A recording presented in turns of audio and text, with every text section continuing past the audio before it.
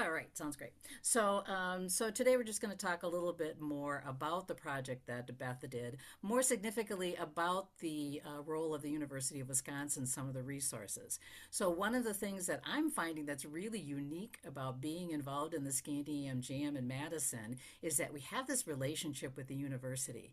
And I tell people that, and then they say, well, what is your relationship? And I say, uh, uh, uh, you know, well, they really like us, So anyway, but what the relationship we have is that oftentimes what happens is when they bring in an artist, this is very, very typical. They bring in an artist to the university, right? And this they'll do some research, and then they'll involve the community, and we're the community, right? So that's why I think I talked last time about what's called the Wisconsin idea, the idea that the university is of the people. And so anything that happens at the university, we should involve the community and should benefit the community. So we're part of the Wisconsin idea. So the folklore people thought it was great. Bring in Charlie. artists, she brings in some research, she teaches us some tunes, we have a dance, we have a good time, and that's it. Well, we were just having so much fun, we just kept on going. And so they were like, this is great because this is actually what the Wisconsin idea is. So it's a little hard to explain what our relationship is, and the relationship is that their research and information that they have at the university isn't just sitting at the university archived in a library somewhere. We're actually looking that stuff up and saying, hey, here's a cool Rick tune. and Charlie are on there. Let's play that. um, or I want to know more about this, so let's look this up. Or we had a question at one of our rehearsals, or not really rehearsal, one of our get-togethers.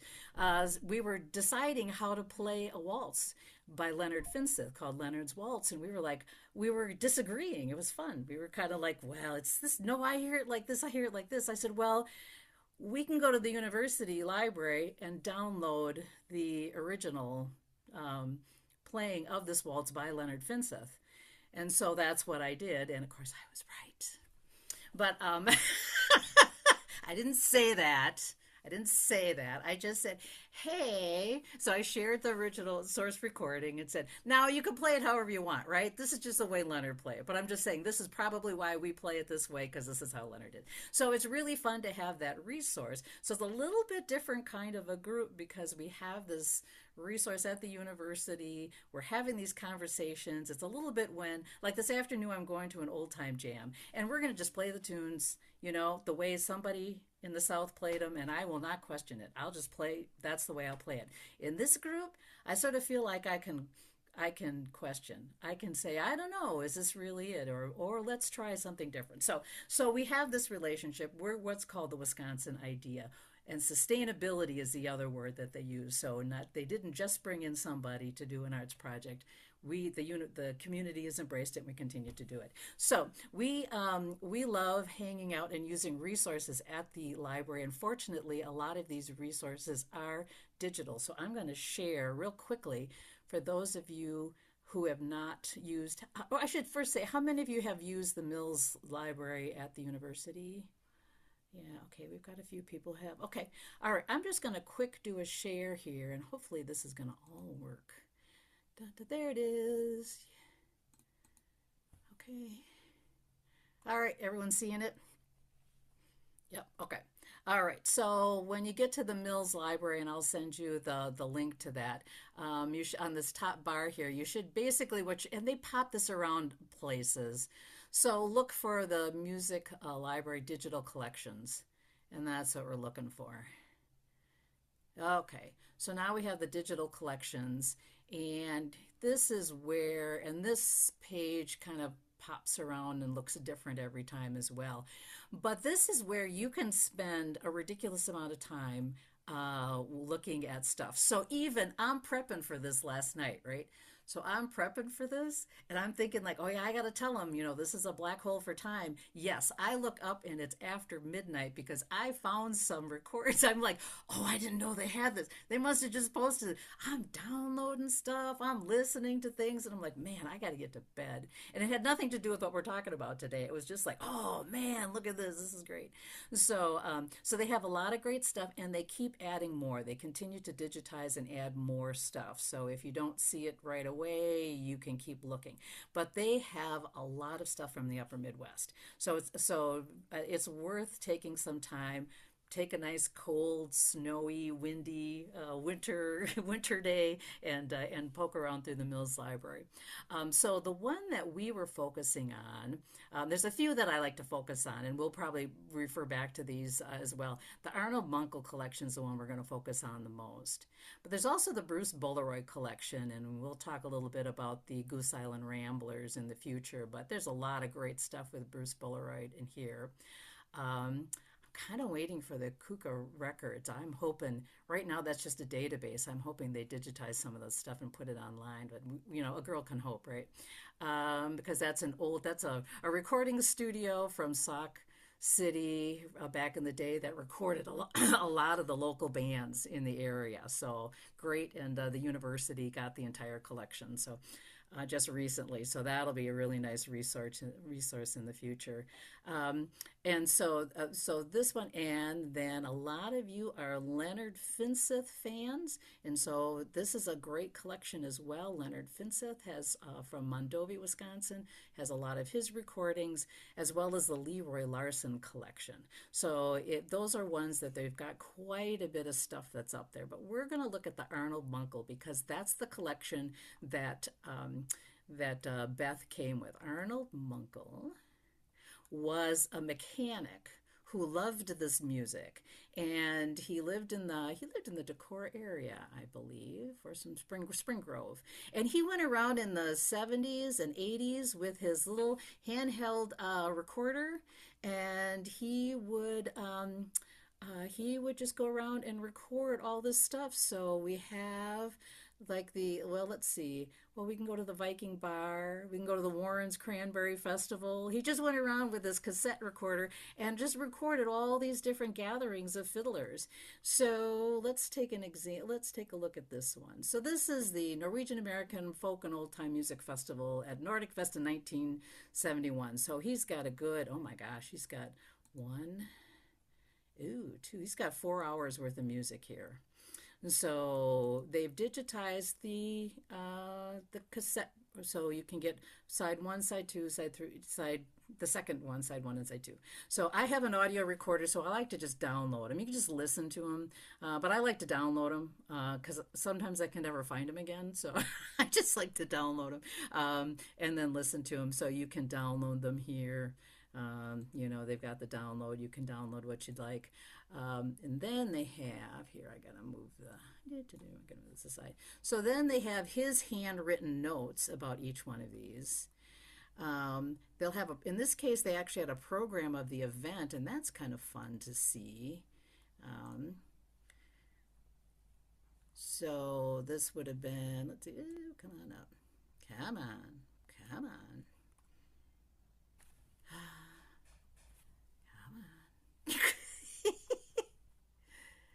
Everything's moving nice and slow today. This is moving really fast the other day. What's going on here? It's coming up.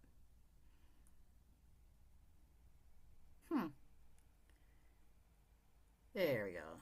Okay, so here you've got the entire, this is the entire thing. So for people who maybe are looking for particular fiddlers, you can kind of see here where all the programs, and you can kind of see all these fiddlers that we talk about and we hear about are all playing in these. So anyway, so it's kind of fun to see some of those as well.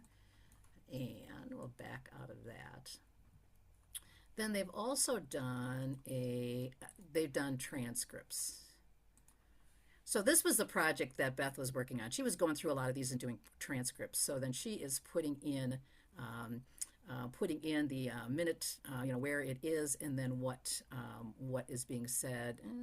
Let's see. All right, this is an Iron Page transcript. So if you're looking for a source recording of a particular tune, then there we go. So there's a lot of, like who is playing it, what the tune is, and what the number is. So one of the things that I notice, obviously this is fun if we're looking up specific tunes, and this is how I could find a specific source recording for a tune that we were working on. The other thing that I find is interesting is two other things. One is to see the eclectic nature of these things. We're seeing, you can see we're seeing some old standards. We're seeing some hymns. We're seeing some Scandinavian traditional tunes.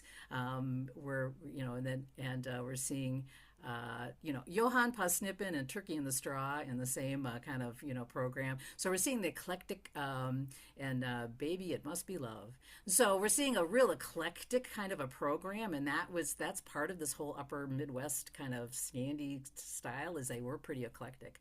The other that I am also noticing is I keep telling people, like, this is an evolving study of this whole kind of upper Midwest Scandi stuff, because you look like unidentified, unidentified, unidentified, unidentified. There's a lot of tunes that even someone like Beth, who knows a lot of music, listened to and didn't know what they were.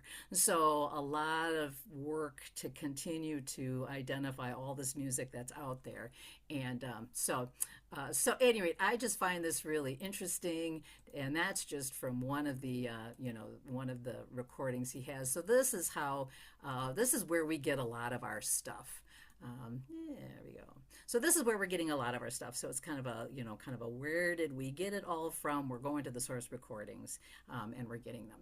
So I'm going to stop share there, because like I said, I promised I was going to do less talking, but that's kind of our relationship. So we get a lot from the music library. We enjoy working with the folklore staff over at the university. They do consider them as the staff for the entire upper Midwest. So if you're not from Wisconsin, don't feel like you can't be reaching out and asking a question, and don't think that you won't be seeing them. You'll see them up in the UP. You'll see them up, you'll see them in Minnesota at various folklore functions. And so, any rate, so we do have that relationship, and we just feel that we're part of that Wisconsin idea, taking what's going on at the university, and we're taking it to the community. So we're going to start playing our tunes, and the very first tune, and I'm so glad that Bonnie's here, because she is my shining star example here. So the other part of the Wisconsin idea isn't just that the university is taking this knowledge and then imparting it to the community, and the community saying, great, we now have knowledge. The other part that happens is that because we had a group of musicians who came with knowledge, we were able to help Beth in a couple of situations. So there's one particular tune that Beth identified, and she didn't know a lot more about, and I did. So I was able to direct her on this. But the first one we're going to do is a tune that Beth found on the Arnold Munkle collection. She really liked it, didn't have a name for it, and she called it the Minor Surprise Schottische. And she called it that because it had a major first A part, it had a minor B part, and when the band had to go to the B part, they fell apart. So she said, obviously they were surprised because they were changing the key. And then they went to the C part, and then the next time too, they were fine. So she laughed and called it the Minor Surprise Schottische. So that's how we learned it. She called it that, she labeled it that, she transcribed it, and we played it. Bonnie then comes and joins the group, and we said, we're playing the Minor Surprise Schottische, and Bonnie's like, I actually think that is a tune that I know of. So Bonnie grabs this tune book that she had gotten decades ago and finds this tune, and it is called Christmas Dance in the Country. And so it had a name. So we were able to then tell Beth, you have great taste, picked a great tune. This is where it came from, and now we know more about this tune. So we are able to then go back and say, look, we now have this knowledge. So it hasn't just been we're getting knowledge from the university. It's we're doing some kind of our amateur kind of ethnomusicology and doing some sharing as well. So it's been kind of a fun relationship doing that. So we're going to go ahead and start playing tunes here. And we're going to start with...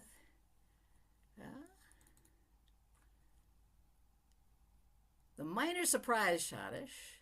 Oh, am I going to say this right? The you'll have to unmute and correct me. Yule Bal Palandet. Is that close?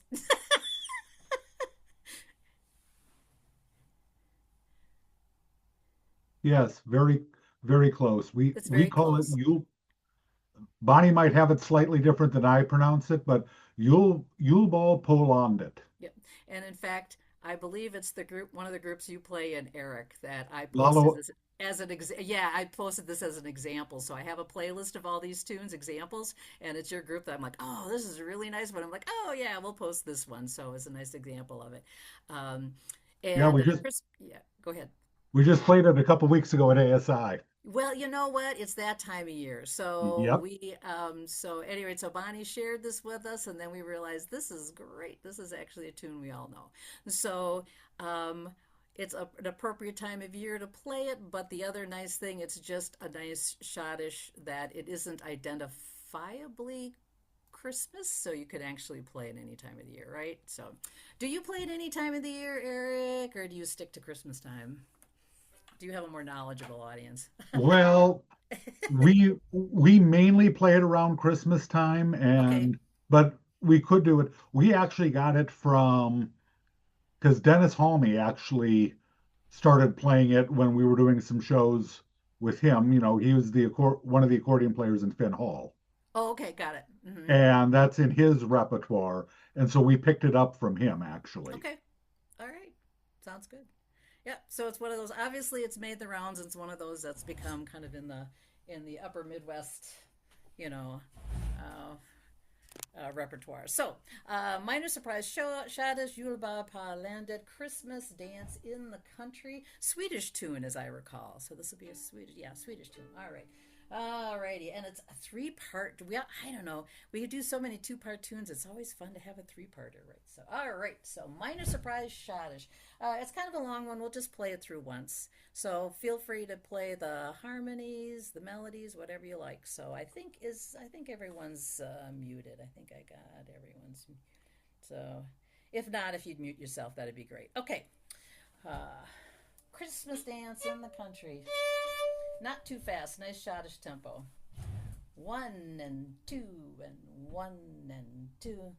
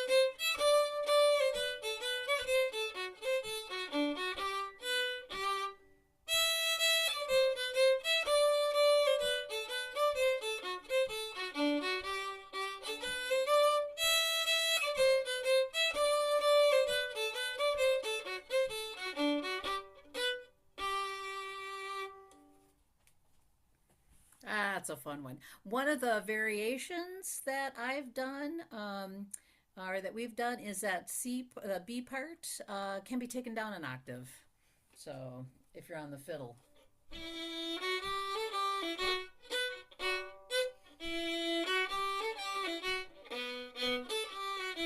So that's kind of a fun. So if you're playing it a bunch of times, it's kind of a fun one just to take it down.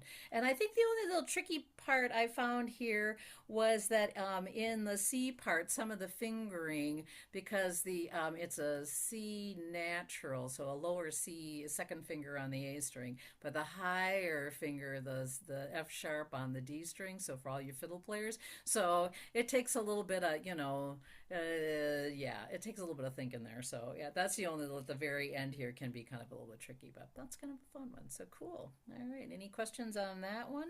Like I said, I've done a playlist of people, not me, playing all these these tunes that you can listen to, and Eric's group is one of them.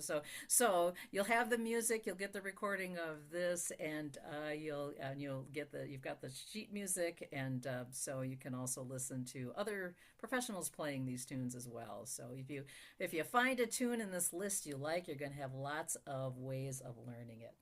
All right. Another one she taught us was Polka after Archie Teigen. I had to learn how to pronounce Teigen correctly. We always been calling it Teigen because I knew one of Archie's Schottisches. He did kettle scrubber. If anyone from Minnesota, if you're a kettle scrubber person, Archie was one of those who did that. We always called it Archie Teigen, but it's Archie Teigen. And he's from Brainerd.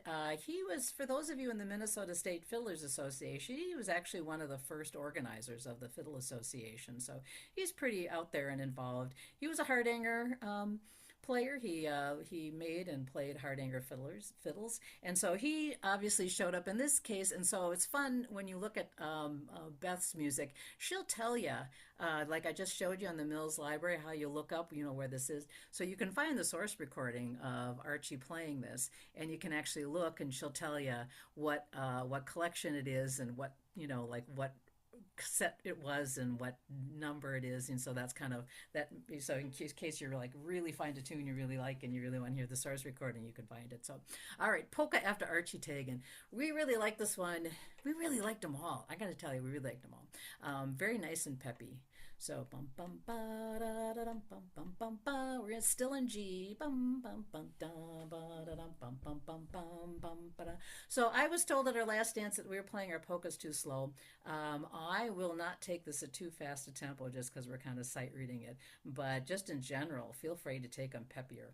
So don't hesitate. All right. So let's do Polka after Archie Teigen in G. We'll play it a couple of times. Maybe 3. We'll see. 1, 2, 1.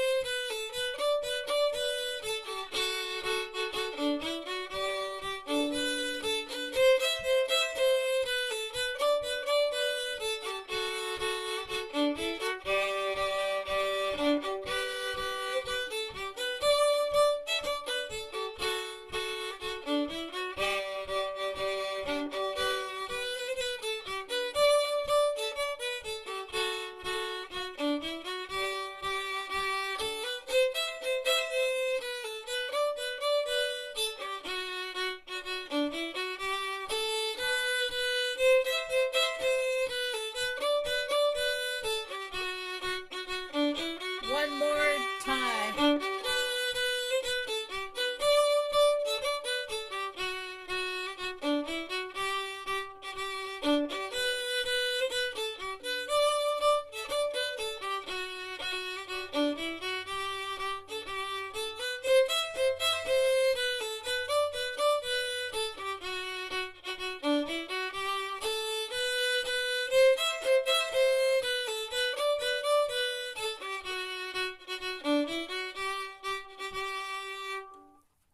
There we go. Oh, that's a fun one. That's a fun one. So, and I'm kind of noticing as I was prepping a lot of these last night that these are not ones that we have a lot of harmonies to. Beth really wanted us just to play them as they were in the source recording, very, very traditional, that sort of thing.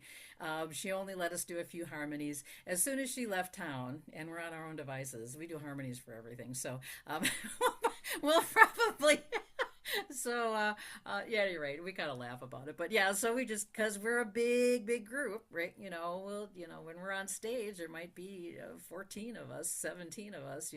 So it's if we're all playing the same thing, it sounds a little thin. So we like to throw in some harmonies.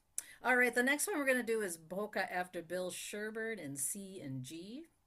And like I mentioned, I think we talked about Bill last time. Bill, of course, was Beth's mentor. This is where she really learned a lot about the fiddling of the region. So Bill was from Spring Grove, which was not too far from Decorah. It's just kind of on the other side of the border between Minnesota and Iowa.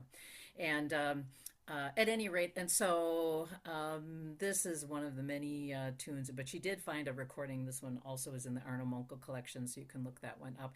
Now, what she did, whenever she had a tune that changed key, she always went back to the A part and finished on the A. She liked to resolve in the original key.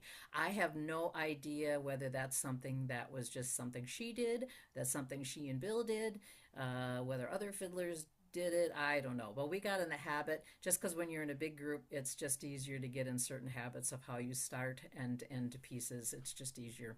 So that's what we'll do here. So we'll go through this a couple of times, and then we'll come back and we'll end it in the A part. So it starts out in C, and then we go to G. Sounds pretty similar actually to the previous polka, but another good peppy one. All right, polka after Bill Sherburne in C, G.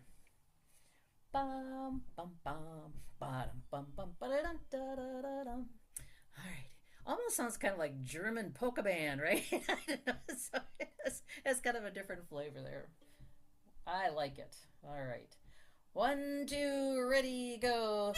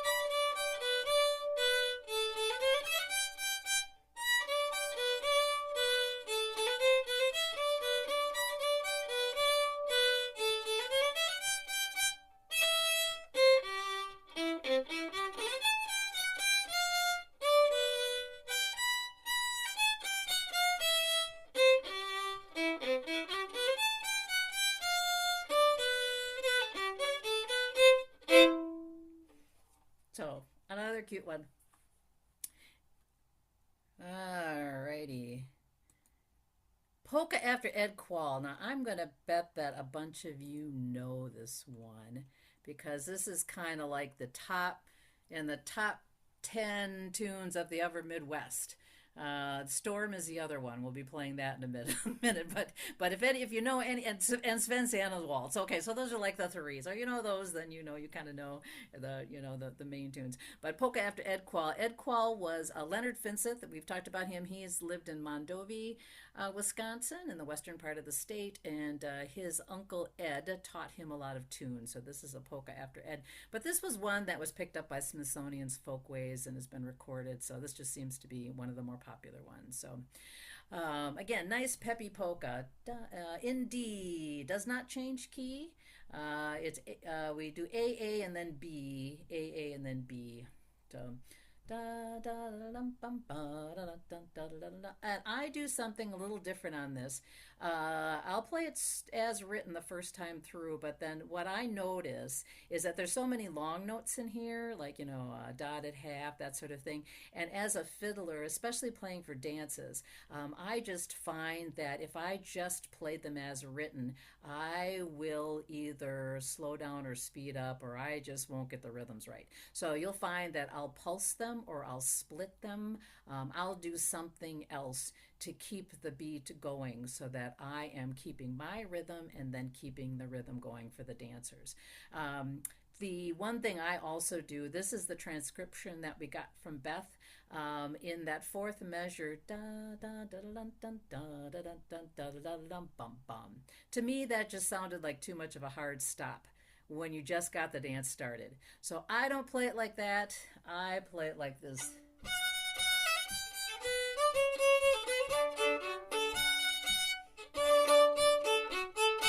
So I do something just to kind of keep it going. It's all in the same chord. I stay in that D chord, but I just keep it going. So you can mess around with that and see if you like. If you like it as written, that's cool, that's great. But if you want to try something else, if you're like me, or if you want to kind of just keep that. If you're like me and you have a tendency to rush, that's my problem. So I tend, if I find that if I kind of keep for myself, and then of course that benefits everyone else. So all right.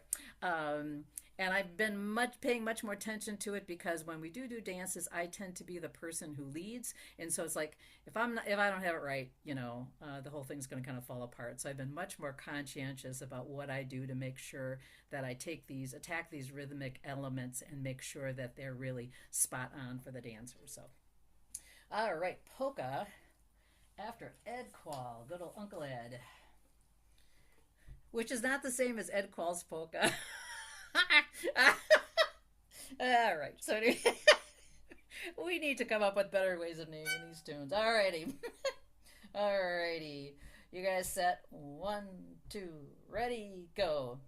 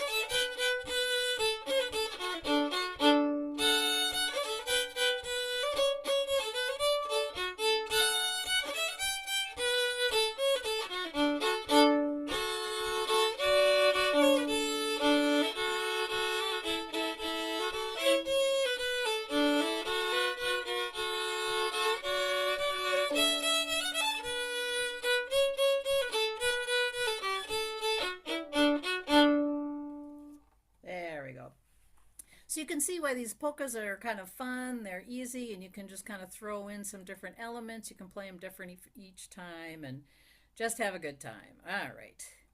Okay, next is the Ramsey Waltz.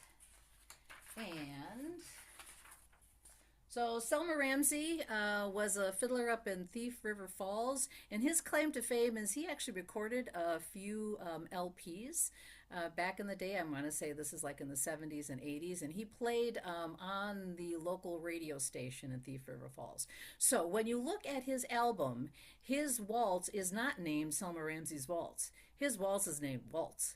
And so when people played the record, they're like, oh, well, this is Selma Ramsey's Waltz. So we have Selma Ramsey's Waltz, Selma Ramsey's Polka, Selma Ramsey's Schottische, Selma Ramsey's Mazurka. And these were all just the tunes that he recorded on his album, and they all named it after Selma. So this is fairly well known. This is, another one of those that if you're going to learn, one of the top tens, this would be one. I'm sure this is one that's in the Mills Music Library. We don't have a citation to it. Beth just knew, this is just one that she just knew and was one of the first ones we learned. But I'm sure it is in there, and I'm sure there's some various variations. So I can make that a little bit bigger for you. This one, she did let us do a harmony. We were allowed to go off, you know, to write our own, and I believe Steve Holmes wrote the harmony for this one. So, all right, Selma Ramsey. Now, this one I always thought, and a lot of this music, I thought back in school we used to call them etudes. When you're trying to learn a particular technique, you would play a tune that was an etude. So for me, this is an etude on the G chord. So you're doing a lot of arpeggio. So this is really good etude work. So you're going to learn, you're going to know all of your arpeggios and all your chords really well after this one. So we won't take it too fast. So it's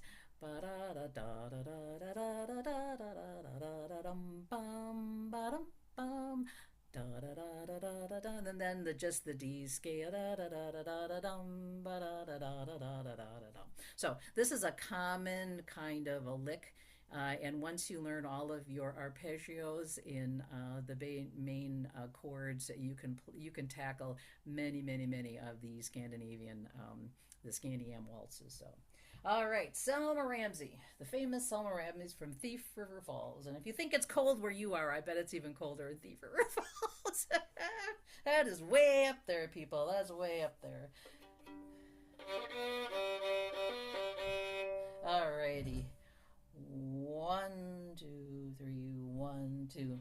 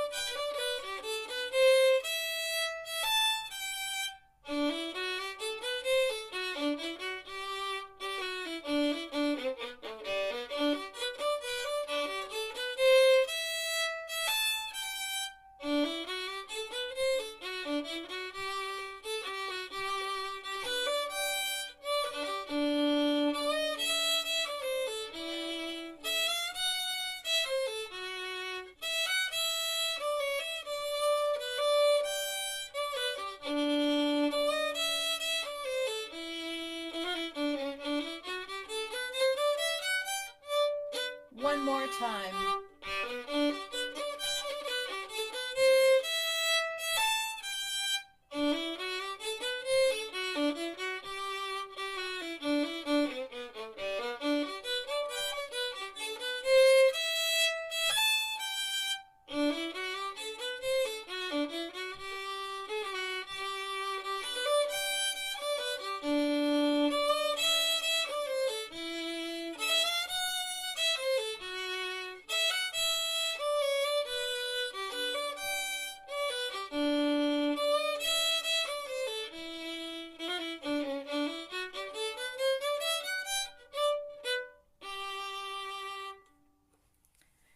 So you might have noticed a couple of times there I might have played a slightly different note. It's because I learned a different version, and then I joined this group, and then Beth said, oh, we're going to learn Selma Ramsey Waltz, so then I had to learn a new version. So my brain doesn't always switch. So there are other versions out there. They're all delightful. So we've got the recordings on this particular one, but there are other ones out there. There's other sheet music. So if you like, feel free to shop around. If you like this waltz, there's other versions as well. So, all right, now here is where we had our first kind of stab at doing a little bit of kind of orchestration, as it were. So we wanted to learn the storm window the storm polka. Storm polka came from Dwight Lamb in Ottawa, Iowa. This is one of the Danish tunes that he learned from his grandfather, and he was quite the collector and very well known. So it's a great, again, one of the the top tunes to learn. And Beth also had a polka. It's really kind of based on, I think, like a children's play party tune, and so but it just got played as a polka. So they were both pretty short and decided to put them together as a set. So this is something that I don't hear this a lot in the original recordings, but we've started doing more of this. These polkas are fun, they're cute, and they're short, and sometimes they're a snack when you want a meal.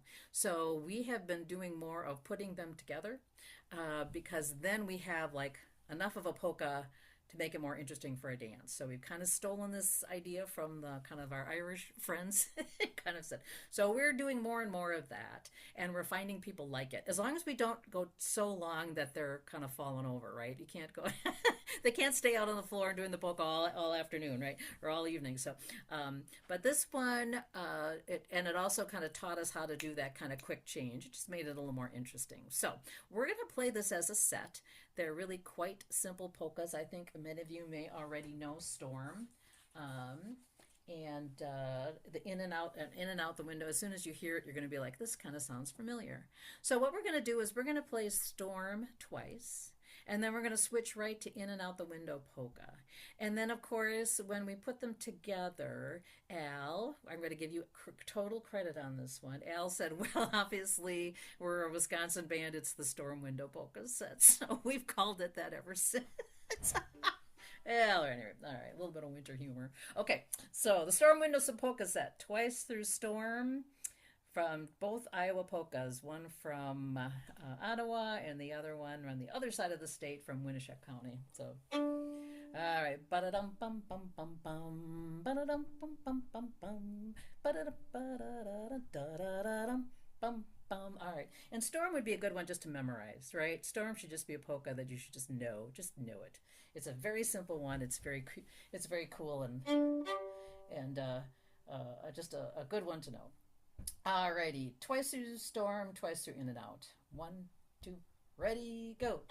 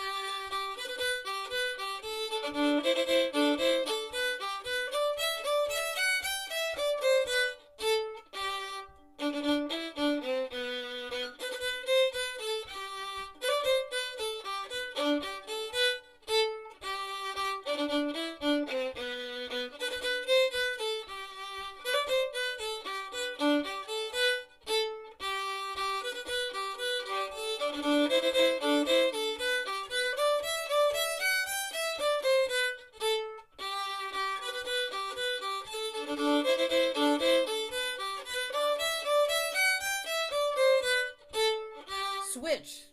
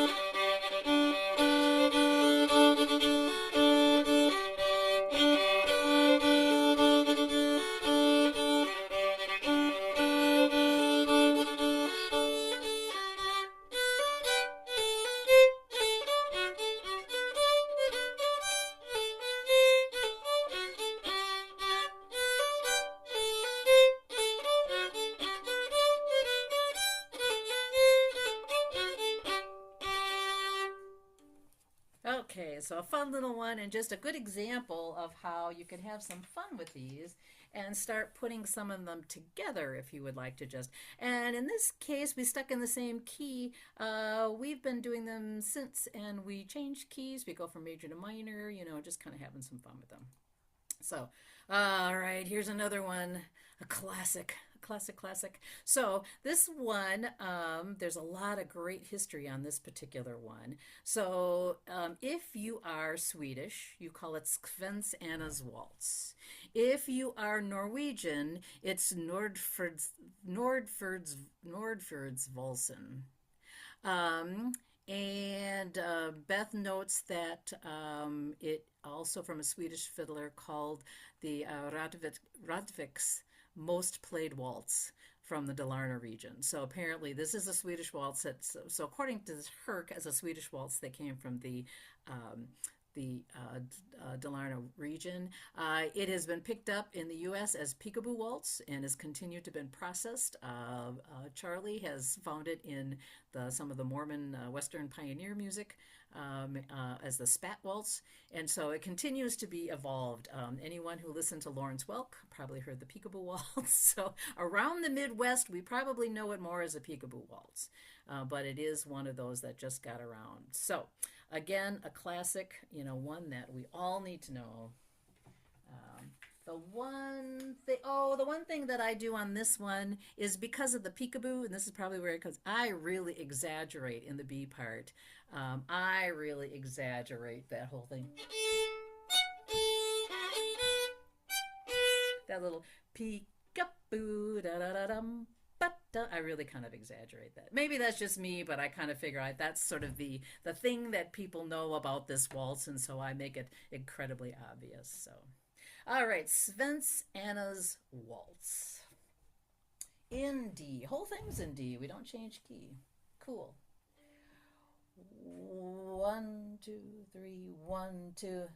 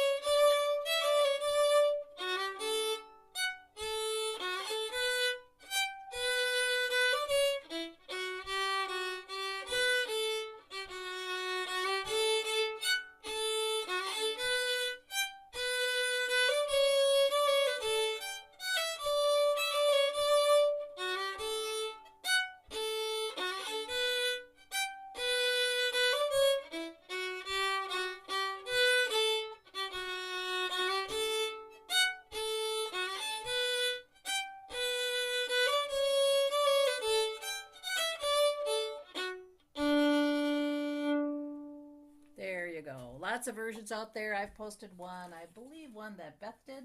So, but again, one of the more popular ones to learn. Okay, Syverson's waltz. Syverson, I'm not sure which one. This one was also Syverson. All right. So this is one that Leonard Finseth picked up from one of his neighbors, and I believe he said it's from Gudbrandsdalen in Norway.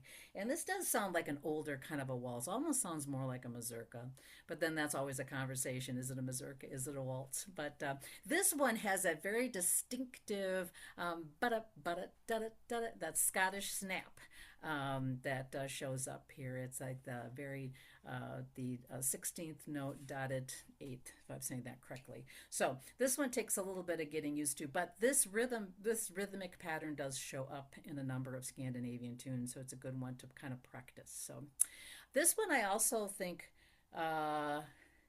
this one just sounds different. This one starts differently. To me, it sounds like it's starting on the B part, but anyway, gives it an interesting note, interesting kind of style. The other thing is, I don't think this is written correctly. This is one extra measure here, so I think this is just the little long note that you hold at the end. So I think you're right here. You'd go back up to the front. So, anyway, all right, let's play this through and see what you think. Da da bum ba da da da da da da da da da da da da da da. All right. 1, 2, 3, 1, 2.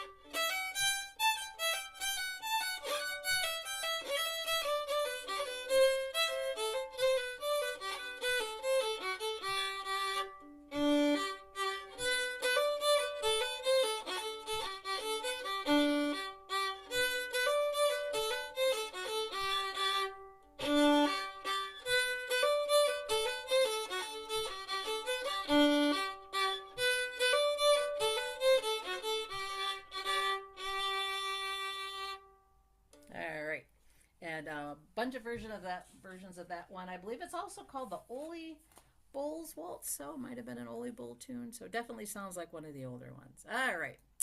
All right, now for something completely different. So one of the things that also happened with Scandinavian music is a lot of the Scandinavians like to throw in foxtrots and two-steps. And so just when you thought you had them figured out, then they would throw in a two-step. And these dances actually blend pretty well with the rest of them, so that if people know how to do a waltz, Schottish, or polka, doing a two-step isn't all that hard. So this is one that we picked up from in the Arnold Munkel. It was Arnold Hanson. He played it at the Warren's Cranberry Festival, which is huge, by the way. It is huge. So if you're a cranberry fan, got to head to the Warren's Cranberry Festival sometime. All right, so we will just play through this once. So it's one of those that if you're into this kind of stuff, it's great, and we've got a recording out there in the music for you to learn. But it was wonderful because it kind of just gives a whole nother vibe to the dance. Just when you don't think you can listen to one more polka, then we throw in a two-step, and it kind of adds some fun. Alrighty, two-step after Arnold Hanson. 1, 2, and 1.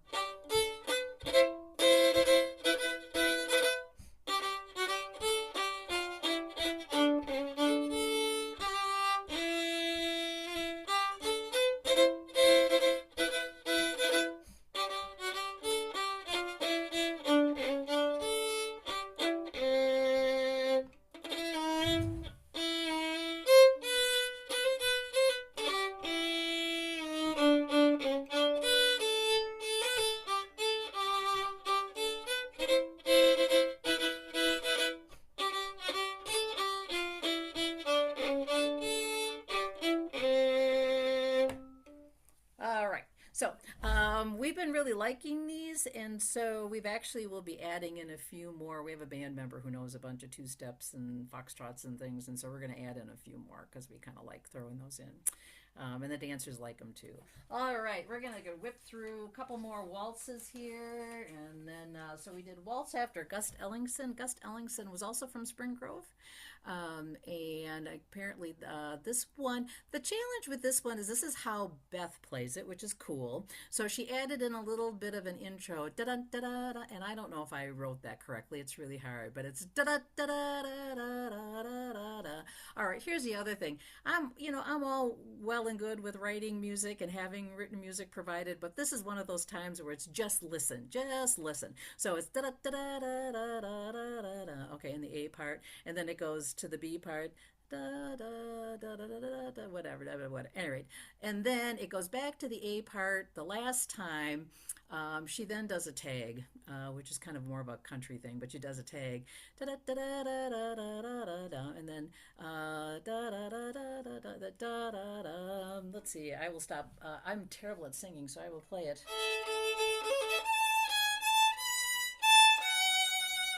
So to end it, she does a tag down at the bottom.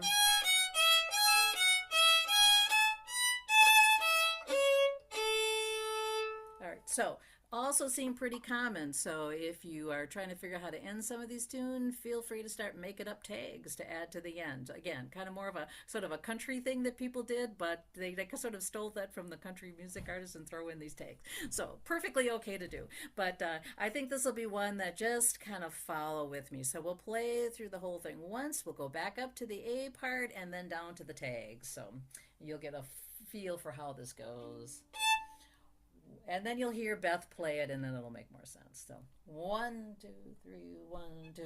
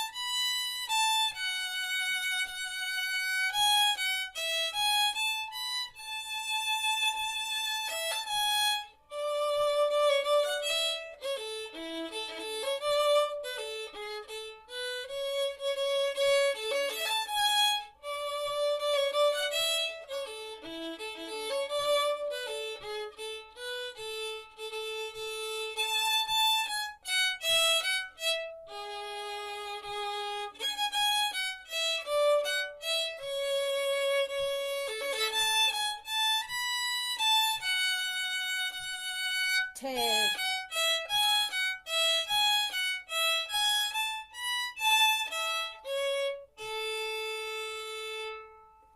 So there you go. Just it's easier to hear it than it is to play it, right? To read it. So, any rate, but just that concept of being able to kind of add a little intro and add a little tag to any of these tunes. That's kind of a fun one. We always like that one. All right. Ooh, I think we're gonna get this last one in and on time. Yay! So this one, Waltz After Orlando Benson, obviously has a ton of different names. Lots of people played it, and it was actually, I believe, it was called Carl Eulerbo. I'm not saying that right. He was the one, I believe, that wrote Life in the Finnish Woods and Al Capone's Waltz. This was one that he said was the old waltz from Dalarna. So this is apparently an older waltz. But this is attributed to Orlando Benson. He lived in Mabel, Minnesota. He was one of the Mabel boys. We got a lot of stuff from Orlando. Bruce Bolaroid from the Goose Island Ramblers was highly influenced by Orlando, picked up a bunch of his tunes that are in his collection. He called him El Mando, but that's all right. He renamed him, but it's Orlando. We figured it out. We're like, who is this El Mando? We're like, oh, you mean Orlando. Anyway, so this is from, this was picked up from Orlando Benson, and we do have the source recording on that one. So the fun thing with this one is it goes from D, then it goes up to A. So this is one of those that in the B part, it does kind of get up into that higher position. So if you are one of these people that can stretch up to that C sharp, good for you. I'm impressed. I have to slide up to like a second position. You could also slide up to third position. You just got to be able to get that nice C sharp. So however you want to climb up there, just do it. But this also answers the questions I've always had as I found things in upper positions in this music. And I've always wondered if that is traditional or if that was something that was modified later. And I think it's traditional. I think that some of these were. I don't think they were played that way on the Hardanger, but I do think that they were kind of put up in the higher positions because you can just get more. You can get more range if you can play that high, that C sharp and that D seem to show up in these tunes that they don't show up necessarily in a lot of other old time tunes. So, anyway, Waltz After Orlando Benson.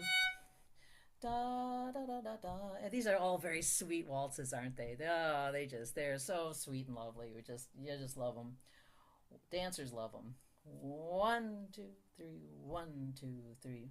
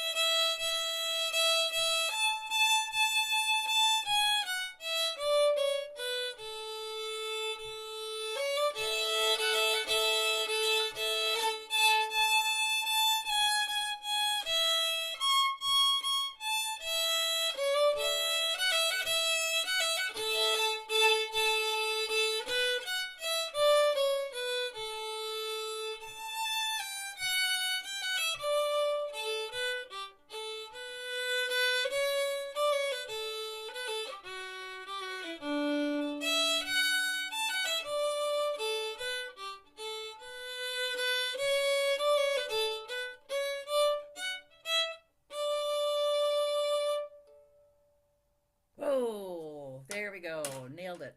All right, so we've gotten through all of the first batch of all the tunes that we learned from Beth Rotto.